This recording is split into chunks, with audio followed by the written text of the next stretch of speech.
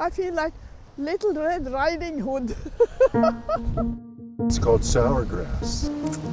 You can say hi to him. He's well trained. How do you say cheers in Sweden? Skål. Skål. Skål, I've heard that one before. California, here I come. La, la, la.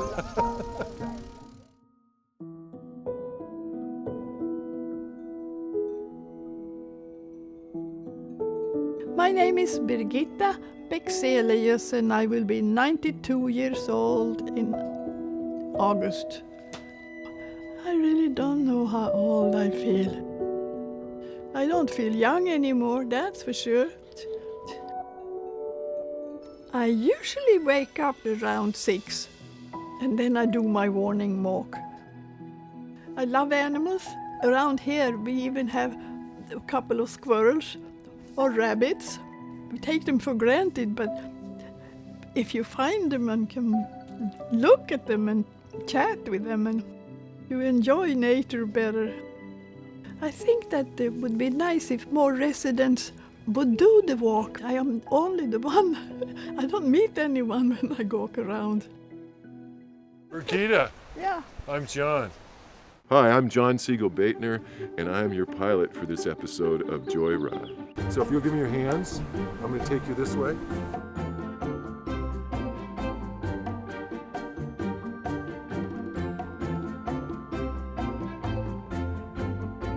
This is your plane right up here. Ready? Okay. I think in the same breath that I proposed marriage to my wife, I proposed a bike trip as our honeymoon. And then when we had our children, we brought them home from the hospital in a bicycle trailer. Is that good? Okay, we're gonna do a blanket. Keep you warm. Oh. I feel like Little Red Riding Hood. We good to go? Uh-huh. Okay.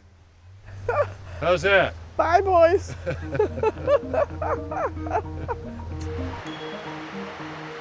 This is beautiful.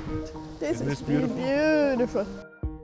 I first heard about cycling without age. I turned in my classroom keys, and some people would say I was retired, but I was calling myself being rewired. And one of the families who knew my cycling history said, John, you got to check out this guy in Copenhagen named Ole. So I watched his TED Talk and I went, oh, damn.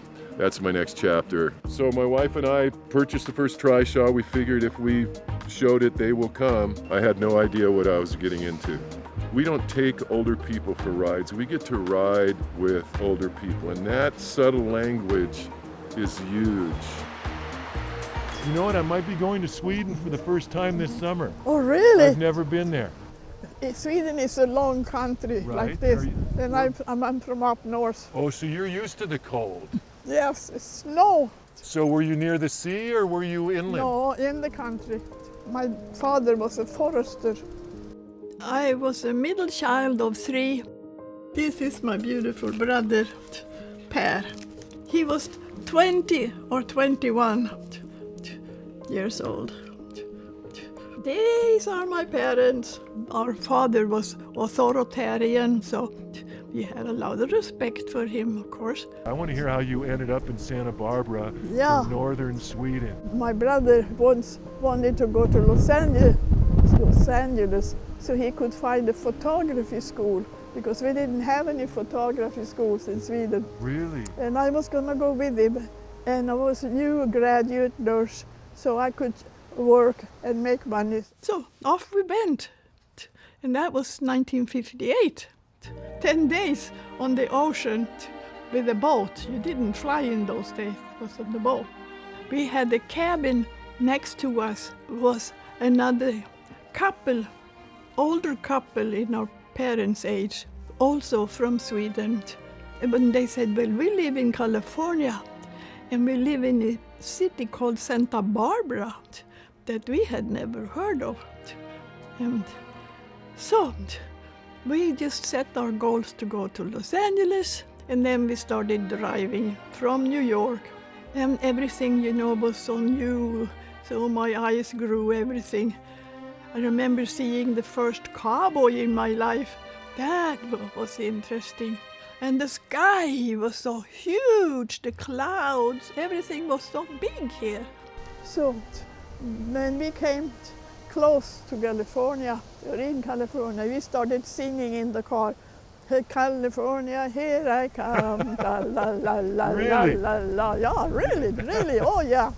And when we finally came to Santa Barbara, our friends from the ocean liner, we called them and they took us in, and helped us with everything. And they said to my brother, well, we have a photography school here in Santa Barbara that is better than the one in Los Angeles, and it's called Brooks Institute. Really?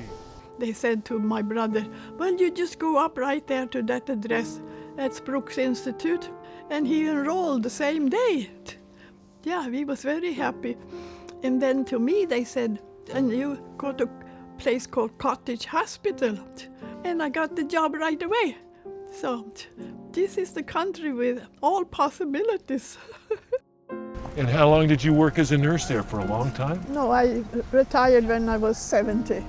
You went from the time you were 28 until you were 70, you were a nurse. Yeah. Wow. Hold on, don't go anywhere. Okay, watch this. See if you know what this is. Taste it. Chew.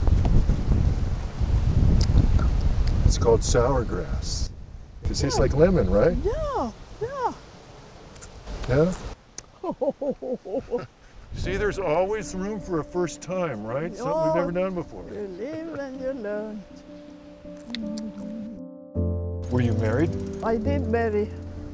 It didn't last forever. Okay. Any children? But Did you I have- had one child. I wanted 6. I became a mother when I was 31 years old. I actually wanted 6 children. But life didn't turn out that way for me, but I have one. This is Peter, my son, the father of the boys. He's a very good son. He can tell where I need help more and more because my memory is not perfect anymore. Oh, look at this big dog on the bench up here. What? Coming up right here on the left. Oh, Look here. at that big dog. Oh. What a good dog. Jeez. Yeah, we breed German Shepherds and train dogs. You can say hi to him. Oh, he's well trained. Yeah. Yeah, he's a good boy. Yeah. All right. See ya. Take care, you guys. Good to see Bye. you. You too. Thank you. All right, I see our bench up here, Brigitte. I reserved a table up here.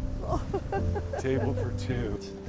Who decided Here's this your cup. arrangement? I Was it heard you Mike were and Swedish, and I heard there was this fika thing.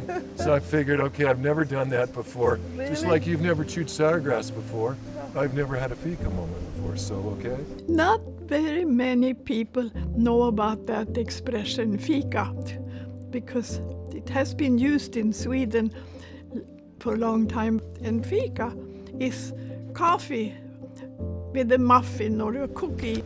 We have, Har ingen kanelbulle? really? I didn't know that. Cinema bun. Did I do all right? Oh, wow.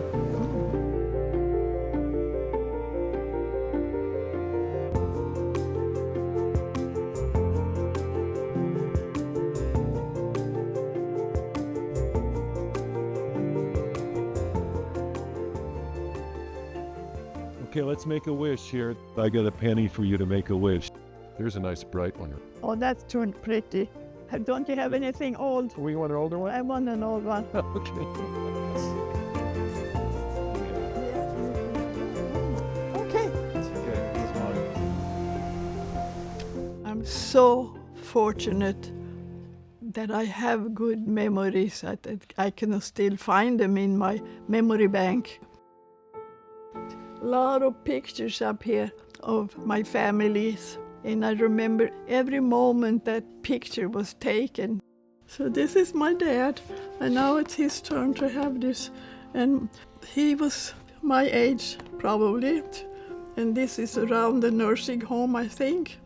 And my mom is 2 or 3 years younger, and she lived about 2 years longer than my dad.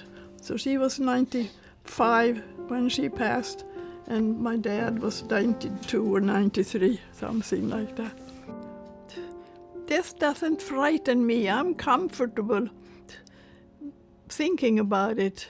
Would like it to be a painless departure, if possible. Since I'm not unhappy, that means I'm really pleased with life. The best is the maturity, because that means that you're getting wiser. When you become aware of that, you feel stronger. I've been there. I know that. I've done that. Nothing is really new to you anymore. So there is a comfort with that. I do. I really like that.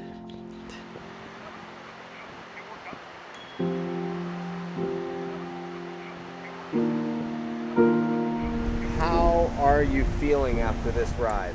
I'm feeling very satisfied with the whole trip, and the day has been wonderful.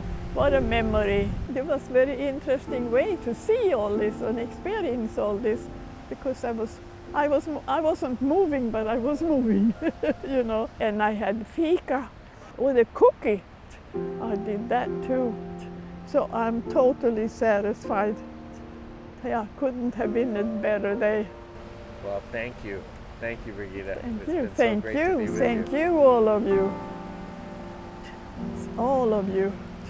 The whole team. Beautiful, beautiful.